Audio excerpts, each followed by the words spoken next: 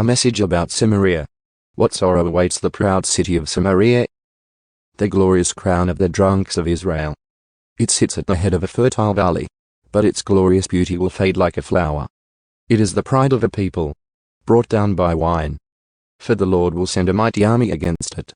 Like a mighty hailstorm and a torrential rain, they will burst upon it like a surging flood, and smash it to the ground. The proud city of Samaria, the glorious crown of the drunks of Israel, will be trampled beneath its enemies' feet. It sits at the head of a fertile valley, but its glorious beauty will fade like a flower.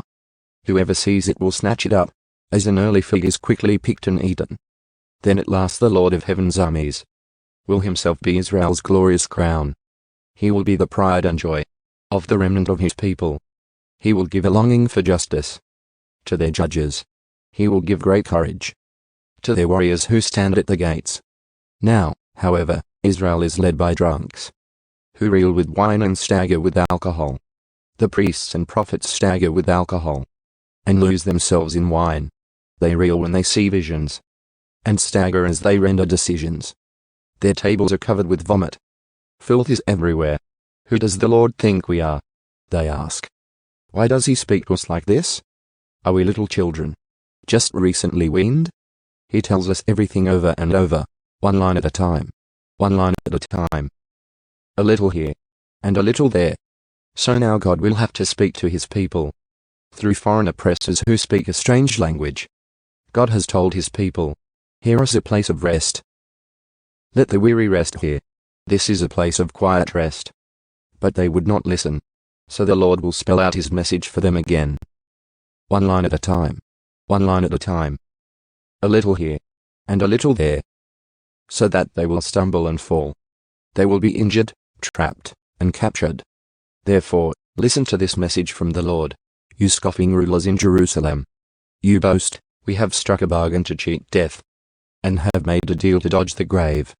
The coming destruction can never touch us, for we have built a strong refuge made of lies and deception.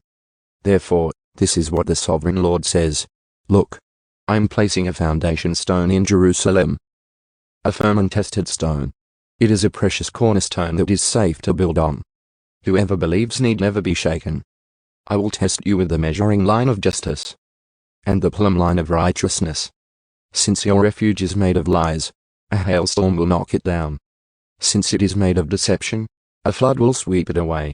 I will cancel the bargain you made to cheat death, and I will overturn your deal to dodge the grave. When the terrible enemy sweeps through, you will be trampled into the ground. Again and again that flood will come, morning after morning, day and night, until you are carried away. This message will bring terror to your people. The bed you have made is too short to lie on. The blankets are too narrow to cover you. The Lord will come as he did against the Philistines at Mount Perazim, and against the Amorites at Gibeon. He will come to do a strange thing.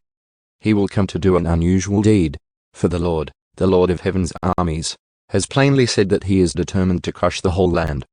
So scoff no more, or your punishment will be even greater. Listen to me. Listen, and pay close attention. Does a farmer always plow and never sow? Is he forever cultivating the soil and never planting? Does he not finally plant his seeds? Black cumin, wheat, barley, and ema wheat, each in its proper way, and each in its proper place? The farmer knows just what to do, for God has given him understanding. A heavy sledge is never used to thresh black cumin. Rather, it is beaten with a light stick. A threshing wheel is never rolled on cumin. Instead, it is beaten lightly with a flail. Grain for bread is easily crushed, so he doesn't keep on pounding it. He threshes it under the wheels of a cart, but he doesn't pulverize it.